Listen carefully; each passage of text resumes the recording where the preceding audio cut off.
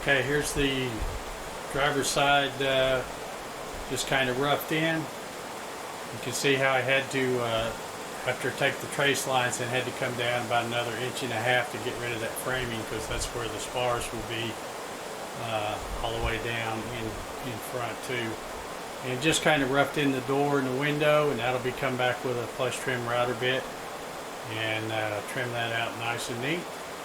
And so that's one side down, one to go.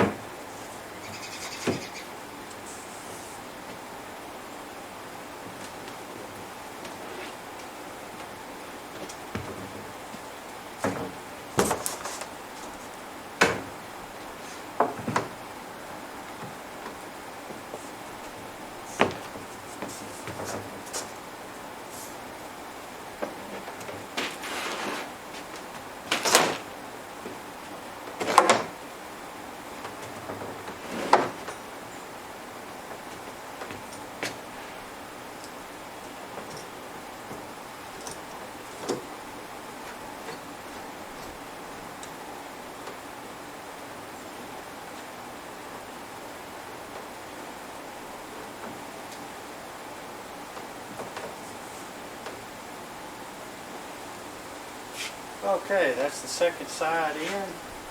It's cut very rough again on the windows and the door, but I wanted to leave plenty to be able to trim out. And I won't be trimming that out with a router until these are mounted with liquid nails adhesive and are good and solid, because I'm sure they probably flap too much trying to do it now. So I need to wait until I get these in place. And pretty happy with today's progress. My Amazon gal just showed up a little while ago with the low voltage cable that I'm needing to run this, and I'm still trying to figure out exactly what I want to put all of this in, but that'll be what I'll be up to tomorrow. After thinking about it overnight, I've decided not to run any wiring down the walls, the side walls. So I'm going to go ahead and install the inside panels that I cut the other day, and I have to finish up some of the insulation. I've got just a couple of pieces that I need to put in before I mount that. So that's what I'm doing here.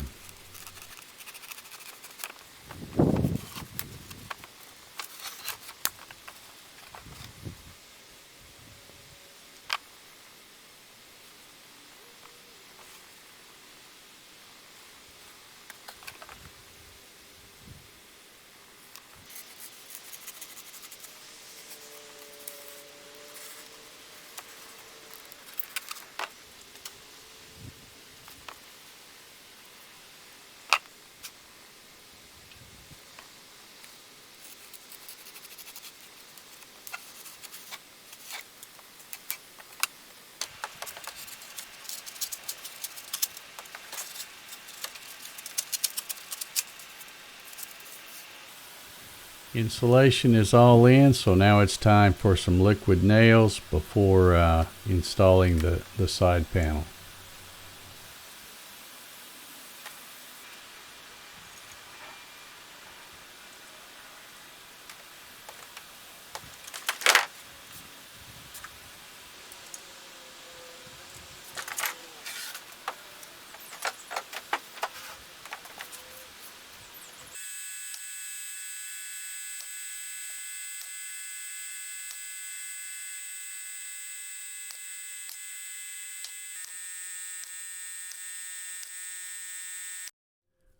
Both inside wall panels are installed and trimmed out with the flush trim router bit on the door opening and the window opening, and I'm really happy with how those came out. So now it's time to move on and install the spars. I didn't record installing the spars, but it's really pretty straightforward. I just started in the very front, put a bunch of glue on each end and stuck it in the slot, and then hit it with the brad nail just to hold it, and just kind of worked my way around. You can see on the top there, I did not have a clamp that will stretch all the way across, so I had to use a 2x4 and kind of jury rig something to work with one of my shorter clamps.